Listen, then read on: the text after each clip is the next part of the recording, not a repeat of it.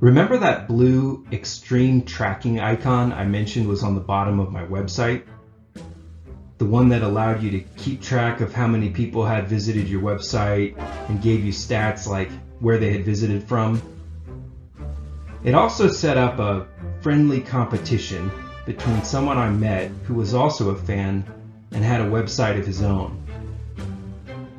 But in the friendly competition, one of us ended up taking it a little too far.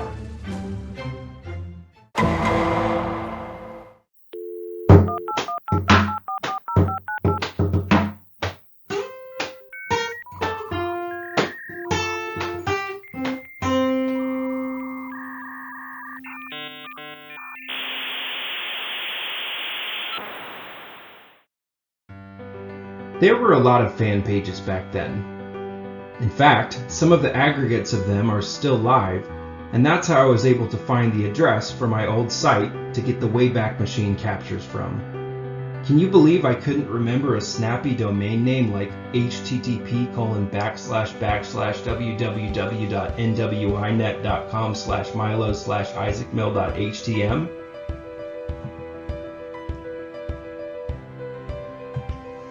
Mostly, I'd interact with these other webmasters and web mistresses in an informal way, leaving kudos for site design, or reciprocating an award many of the sites would give out back then. But there was one guy I met with a fan website who it turned out was basically my brother from another mother. We were about the same age, we were both homeschooled, and we were both obsessed with the team. When I'd fire up Windows 98, you'd often find me with front page loaded up, working on the site, and Yahoo Instant Messenger blinking chat notifications from him. We'd talk baseball, compare website statistics, share strategies, and whatever else 13-year-olds chat about. It was really common back then for people to steal things from each other's websites, and it was really easy to do. I had stolen the background paper from the official site for a couple of my pages. And pictures were hard to come by, so for the most part, I just grabbed some without thinking about where they were coming from. Everybody else seemed to do the same. One day while chatting, my friend mentioned he had figured out how to tap into the live game broadcast feed from the official site for his own. It caused a bit of a tussle between us because I had told him I thought it was a step too far. Turns out that was the case. He ended up sharing an email he got from corporate that was a cease and desist notice. He did the right thing and took it down right away, but it really freaked me out. I had a 13-year-old's understanding of the legal system at the time. I probably honestly thought he might go to jail. So to the folks in corporate legal in the late 90s, job well done.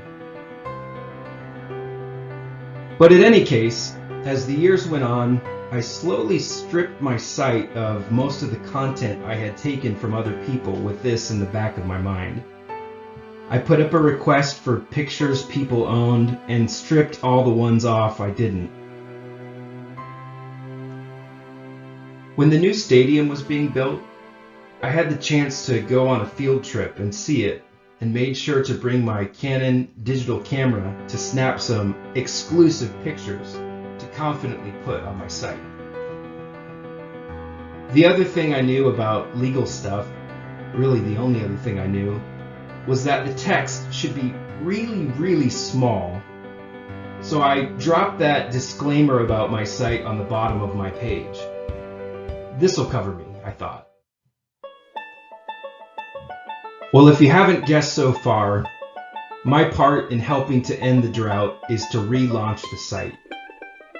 In a lighthearted nod to this frame of mind back then, I'm going to do it without using the official team name and without any official player names. It also gives me the chance to relive some long-lost memories of playing old, unlicensed video games that had player names who were just sort of like the real ones. Also, I have kids now, and it gives me the chance to make some bad dad jokes along the way.